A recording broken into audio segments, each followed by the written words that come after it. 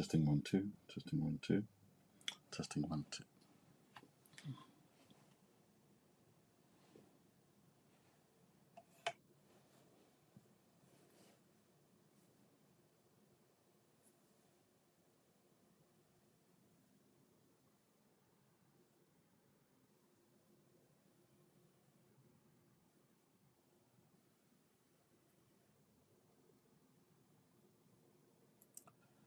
Thank you, Jesus.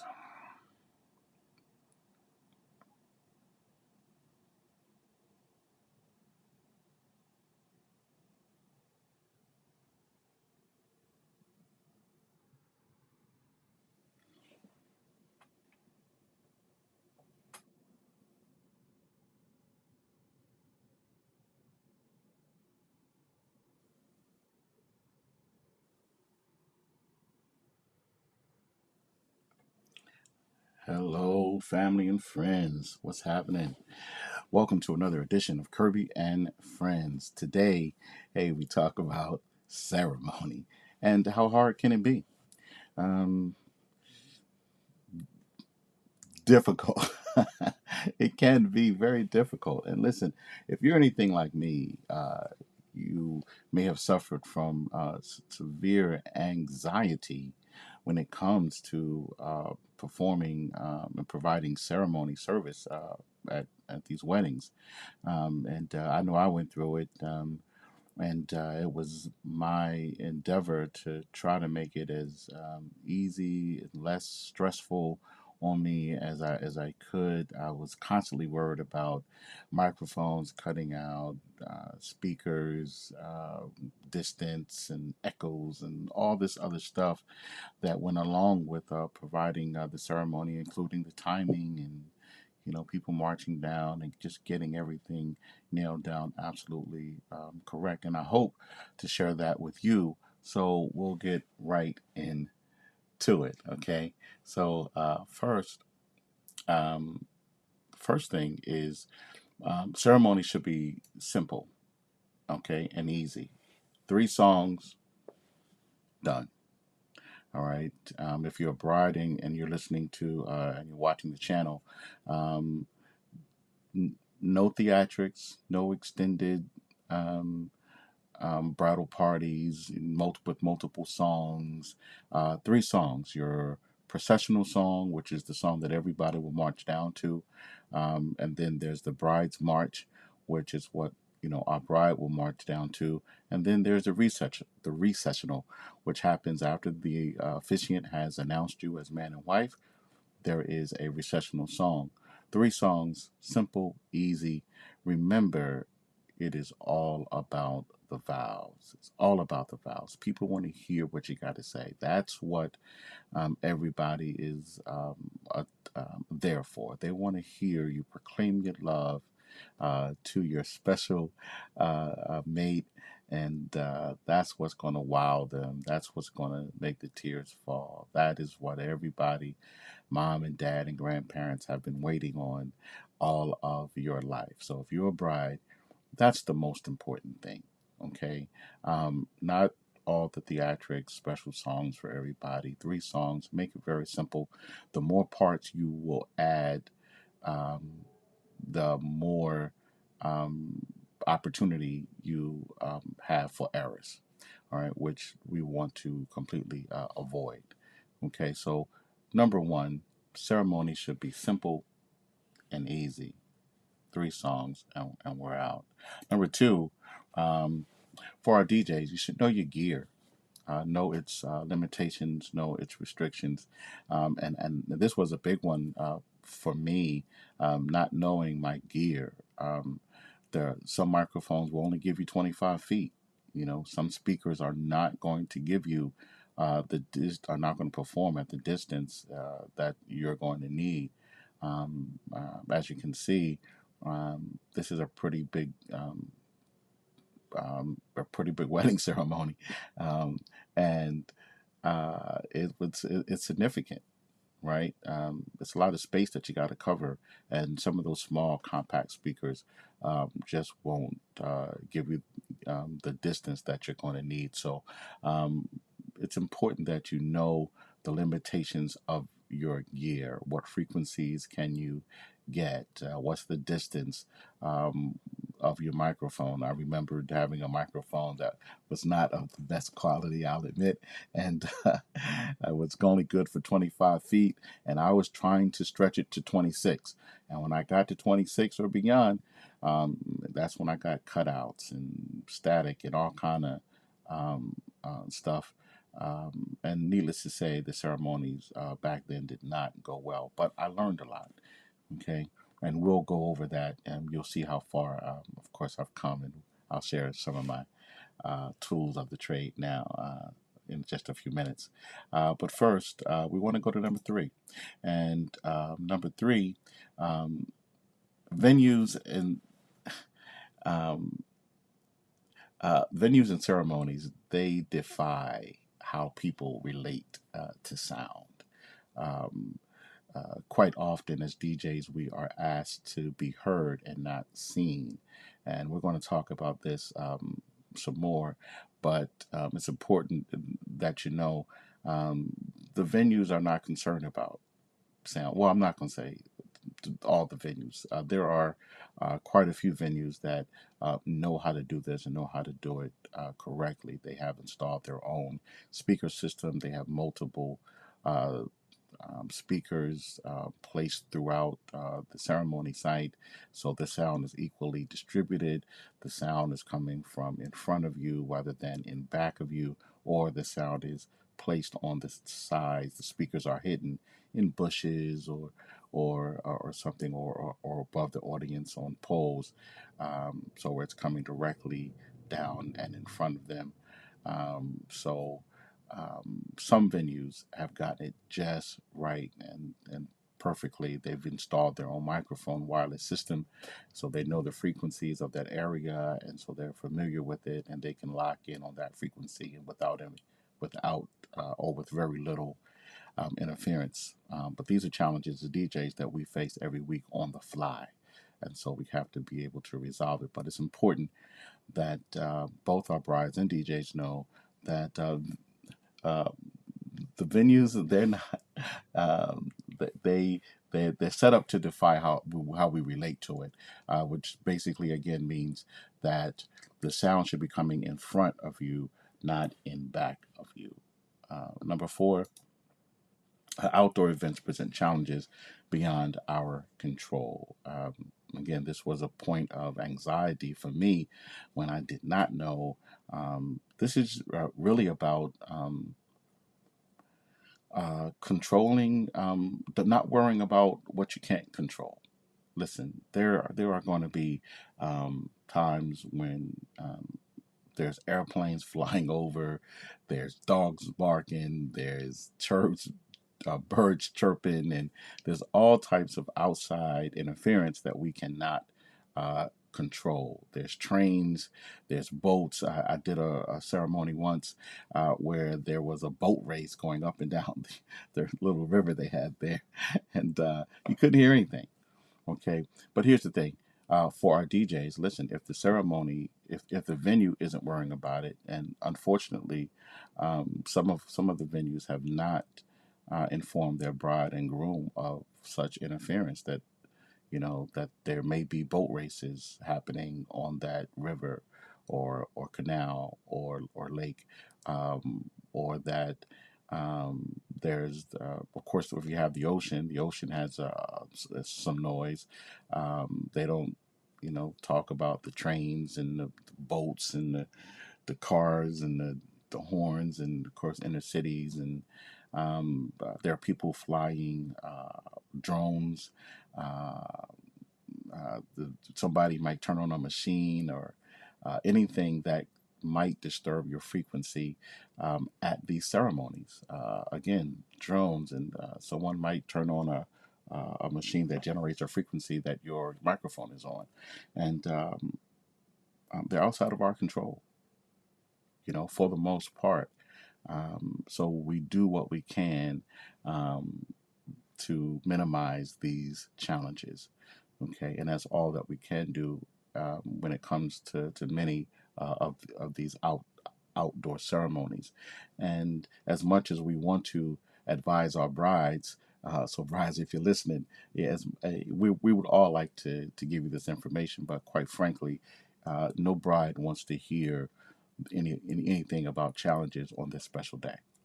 They want the fancy. They want what is. They want pretty. They don't want function. Okay, and as brides, we certainly understand that, but as DJs, we have to. Our priority is in the function. How do we make this work for you? Okay, and these are some of the challenges that are unfortunately outside of our control. There's there's wind, there's trains, there's dogs barking, there's all types of interference that may disturb or interrupt sounds, drones, airplanes, radio stations, TV stations, security posts that all generate frequencies that, again, are just outside of our control. So for me, it was a very stressful day, but I've learned to not worry so much about it because most of it I cannot control. So let's move on to number five. Number five is, what gear do I use? And I'd love to share that with you. The gear that I use is this. We're starting off with the speaker. Is I use the Bose L1 Pro 8. Now, um, I've used quite a number of different speakers. This is my preference, although there are many that do work. Um, this is not a endorsement for Bose L1 Pro 8. It is my preference, but I believe that there are several other speakers that will work as well. So if you have a different speaker system, don't rush out and get a Bose L1 Pro 8. That may not be necessary. There are plenty others uh, uh, um, makers that make fantastic models that will do the trick for speakers for ceremony. The number one thing is whatever speaker you have is that you have confidence in it, that you know its limitations and its restrictions. Okay, the mic I'm using is the Sennheiser Pro Audio portable EW135P G4 portable wireless microphone. Okay, so it's the EW100 series. You guys can look that up.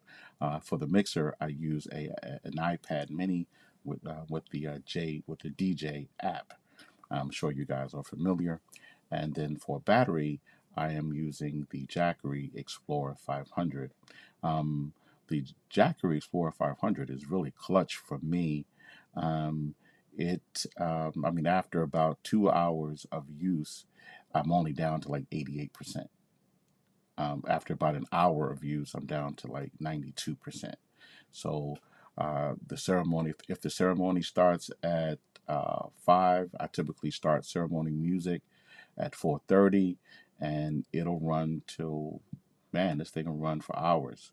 Okay, by 5:30, it's only down to 92%. So if you guys are looking for a battery, this is not an endorsement for for Jackery, although it is my preference. But I believe that there are other batteries out there that will also do just as well, uh, and if not better. But the Jackery is the one that I'm using, and I like it, and it performs very well for me. All right. Um, that's as you see, we'll talk about the placement here. This is an actual ceremony that I did at a venue, and as you can see, I'm here in way in the back. I'm like, wow. So of course, they put me in the back. The Jackery, of course, allows me to be portable, and I can have power anywhere I like. But this is where they asked me to be, um, and the Bose was able to push the sound through that distance. But one of the challenges is that at these distances, you're going to get some echo or maybe a delay. Now, that's not anything that I can avoid if this is where they want me. Okay, the sound is coming from the back, not the front, as it should be. The speaker should actually be placed normally where the flagpole is, maybe just to the left or right. so that the sound is coming in front. Okay, that would avoid the echo and delay, and it would give a better sound experience, because that's how we relate to sound. When you go to the movies, the sound is in front of you. When you watch TV, the sound is coming from in front of you. It's how we relate to sound. But again, venues are not optimized. They're not designed to for sound. They are the it's attractive. The venues provide simply an attractive backdrop for our brides. The functionality happens with us, and this is something that unfortunately um, is out of our control. Quite often, the placement where we'd like to be is out of our control. I'd like to be up front, but that's not where they asked me to be. They want me to be out of the pictures, so they didn't want me up front. I tried. So in the back it is, and this is very common though for many venues. They they want us in the back, and this is going to be a common problem that you may face. Echo and delay. The further you're away, the more the echo or delay. So that's a challenge that I faced at this particular venue. It wasn't bad, but it was still unavoidable. Okay. Um, so that's the ceremony system. If you guys got any questions, comments about the gear, this is the gear that I have found confidence in. I know that the Bose L1 Pro 8 will reach that distance. Okay, I know that the Sennheiser um, um, wireless mic G4 will reach that distance. I think it has a distance a little over a football field. So I know I'm going to get the distance without any cutoff, right? Of course, the mixer, the iPad mini with the DJ app, I get great Bluetooth performance out of that. And the Jackery, again, gives me great performance with regard to power. I do not have to worry about if there's enough power to run this system.